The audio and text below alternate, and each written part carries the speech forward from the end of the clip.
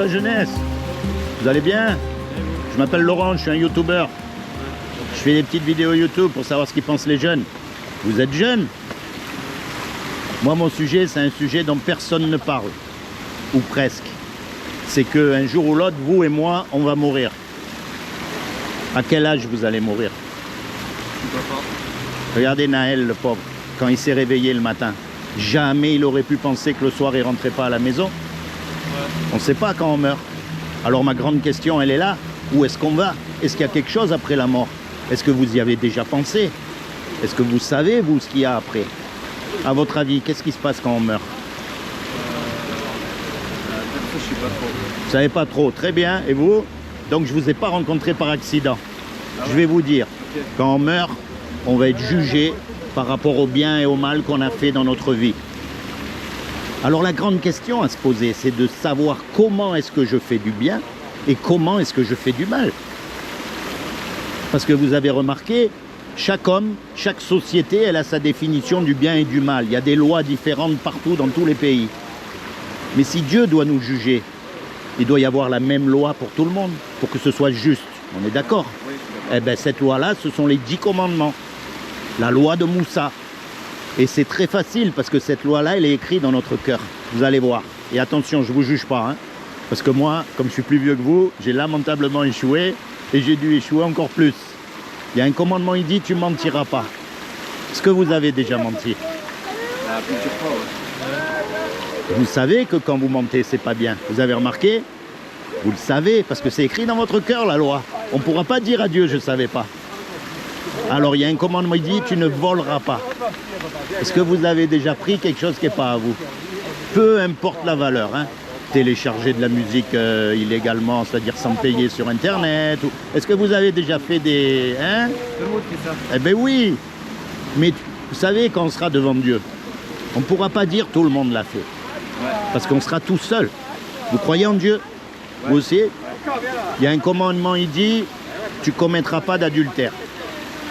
Alors là, vous allez dire, moi je ne suis pas marié, je ne peux pas commettre un adultère. Mais non, parce que Jésus, Issa, il a dit, quiconque regarde une femme pour la convoiter a déjà commis un adultère avec elle dans son cœur. Vous avez déjà regardé une image pornographique? Et... Non mais, vous savez quoi? C'est pour ça qu'elle est belle, cette loi. Parce qu'en fait, elle nous montre qu'on n'a pas le droit de se juger les uns les autres. Au fond, on est tous pareils. On a tous transgressé la loi de Dieu. Alors quand Dieu va nous juger, il va nous déclarer coupables ou innocents? Il va nous déclarer coupables, on a cassé la loi. Et s'il nous déclare coupables, c'est le paradis ou l'enfer? Eh oui, c'est gênant ce mot enfer. Hein? On préfère ne pas y croire, on préfère ne pas l'entendre, mais c'est un mot qui existe. Et si on ne fait rien, c'est notre destinée, parce qu'on a transgressé la loi de Dieu. Ça, c'est la mauvaise nouvelle. C'est ce qu'on mérite. C'est le diagnostic. C'est pour ça que la société, elle ne va pas. Quel est l'homme qui a accompli la loi? Il n'y en a pas un. C'est la mauvaise nouvelle. Mais heureusement qu'il y a une bonne nouvelle dans l'histoire. C'est que c'est Dieu qui nous a fait. Dieu, c'est un créateur, il a tout créé. Et un créateur, ça aime ce que ça crée. On est d'accord? Donc Dieu nous aime, et quelqu'un qui nous aime, il ne veut pas nous envoyer en enfer. Donc il a fait quelque chose pour que vous et moi, malgré qu'on soit coupables, on puisse éviter son châtiment. Eh bien, ce qu'il a fait, comme il a trouvé aucun homme de parfait sur la terre, eh bien, ce qu'il a fait, il est venu lui-même et il s'est habillé avec un corps. Il a pris une forme humaine qui est Jésus. Quand Jésus il est mort à la croix, lui qui est Dieu sur terre par définition, c'est le seul qui a accompli la loi, c'est le seul qui est parfait, il n'y a que Dieu qui est parfait. Et son sacrifice, il a été accepté pour que vous soyez sauvés. Et tout ce que vous avez à faire, c'est à le choisir pour votre avocat pour le jour du jugement dernier. Parce que le jour où on passe dans un jugement, on a besoin d'un avocat. Si vous avez Dieu comme votre avocat, le Shaitan, Satan, il va être là, qu'est-ce qu'il va pouvoir dire? Rien du tout. Pourtant, il va être là, il va vous accuser. Hein. Vous avez des origines musulmanes? Ouais. Vous aussi? Vous avez déjà lu le Coran? Vous avez déjà lu le Coran? Alors vous savez que ce que je vous dis c'est vrai, parce que le Coran, il vous incite à aller vous tourner vers Jésus. Vous savez comment j'ai lu le Coran? Je vais vous raconter en 2 minutes un petit peu de l'histoire de France. Parce que tout le monde parle des croisades à Jérusalem. Mais vous savez qu'il y a eu des croisades en Provence. À l'époque, il y avait les catholiques qui régnaient. Et puis il y avait les gens du livre qui vivaient en Provence. Et quand les catholiques, ils ont vu que les gens du livre, ils devenaient de plus en plus prospères, de plus en plus nombreux, ils ont eu peur. Donc ils sont allés les massacrer. Vous saviez ça? Et à l'époque, par exemple, imaginez, vous êtes marié, vous avez des enfants, vous êtes un chrétien, les gens du livre. Les catholiques, ils envoyaient des soldats chez vous. 4 ou 5 soldats. On appelait ça les dragonnades, parce que les soldats, c'était les dragons. Et ils pouvaient faire tout ce qu'ils voulaient chez vous. Ils prenaient votre femme, ils la violaient, ils la tuaient. Ils prenaient vos petits-enfants, ils les mettaient dans un couvent catholique pour qu'ils deviennent catholiques. Et vous, ils vous envoyaient sur les galères. Et c'était ici à Toulon, hein, les galères. Vous savez, les bateaux à rames. Vous vous enchaînez là, pour aller faire la guerre. Et sur ces bateaux-là, il y avait tous les malfrats, tous les voleurs, tout ce que vous voulez. Et il y avait aussi des prisonniers musulmans. À l'époque, c'était beaucoup des Turcs. Et ils vous envoyaient à vous. Alors imaginez, vous voulez suivre Dieu et vous vous retrouvez sur un bateau comme ça. Et à l'époque, il n'y avait pas la cantine comme maintenant en prison. Si vous n'aviez pas d'argent, vous mangez rien du tout. Walou, rien du tout. Donc les prisonniers, quand il y avait mauvais temps, ils avaient le droit d'aller en ville, trouver un petit travail pour gagner 4 sous et subvenir à leurs propres besoins. Tous les prisonniers, ils avaient droit, sauf les gens du livre. Eh bien, vous savez qui c'est qui aidait les gens du livre? Les musulmans prisonniers. En cachette, ils leur faisaient passer de l'argent. En cachette, ils leur faisaient passer des courriers. Et ceux qui se sont fait attraper, ils subissaient ce qu'on appelle la bastonnade. Ça veut dire qu'ils les mettaient par terre, tout nus, et avec une corde. Ils les frappaient jusqu'à ce qu'ils meurent. Et bien, malgré ça, les musulmans, ils se faisaient un honneur d'aller défendre les gens du livre. On ne nous raconte pas ça à la télé, hein.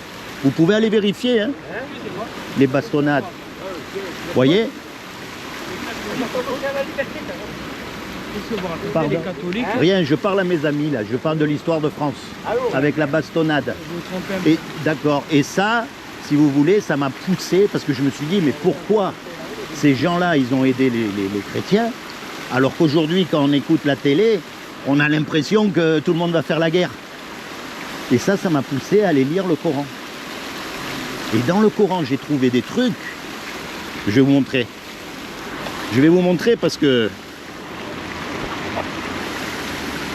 c'est vraiment extraordinaire. Ce que j'ai trouvé, maintenant, attention, hein, moi je ne suis pas un... Vous allez voir. Vous avez 2 minutes. Déjà dans le Coran, j'ai trouvé que le Coran, il enseigne qui sont les vrais chrétiens et qui sont les hypocrites. Ô gens du livre, vous ne tenez sur rien tant que vous ne vous conformez pas à la Torah et à l'Évangile. Le vrai chrétien, il doit vivre en accord avec la Torah et les Évangiles. Maintenant, montrez-moi un pape dans la Bible. Ou alors que Marie, c'est la mère de Dieu. Ou alors qu'il faut aller faire les croisades. Ou alors qu'il faut mettre une croix partout. C'est pas écrit. Le Coran, il enseigne que le véritable chrétien aime le véritable musulman. Tu trouveras certainement que les juifs et les associateurs sont les ennemis les plus acharnés des croyants, et tu trouveras certes, les plus disposés à aimer les croyants sont ceux qui disent nous sommes chrétiens. Quelqu'un qui aime, il va vouloir le bien de l'autre personne, il va aider. Il va le recevoir, il va tout faire pour son bien. Maintenant, quand vous regardez la société française, on vous dit, on est dans une société judéo-chrétienne. Il y a quelque chose qui ne va pas. On est d'accord, c'est des hypocrites. C'est pas les vrais gens du livre. Demandez à Zemmour la prochaine fois, et quand c'est la dernière fois que tu as ouvert la Torah et les évangiles? Il n'a jamais lu de sa vie. Regardez. Eh bien, c'est bien. Le Coran enseigne que le véritable musulman doit écouter le véritable chrétien. Regarde. Et ne discuter que de la meilleure façon avec les gens du livre. Parce qu'il y a des imams, des fois, ils exagèrent aussi. Hein. Ils poussent à la guerre et ça, c'est pas bon. Et la guerre, c'est jamais bon pour personne. C'est vrai. Ouais. Regarde ce qui se passe en Palestine, là-bas. Il y a que des... Tout le monde... C'est pas bon, la guerre. Ouais. Le Coran, il enseigne que le véritable musulman, le vrai, hein, pas celui qui va vendre du shit le mardi et qui va le vendredi à la mosquée. Hein. Moi, je parle du vrai.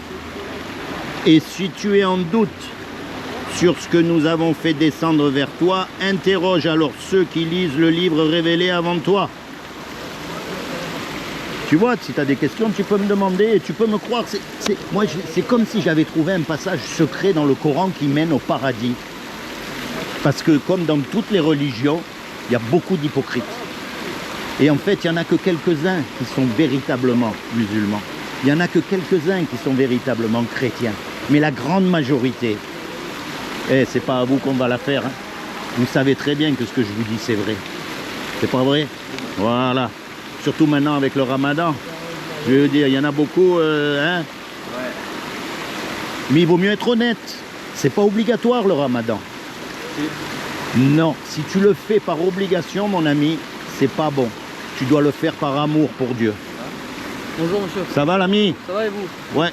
Asseyez-vous, asseyez-vous.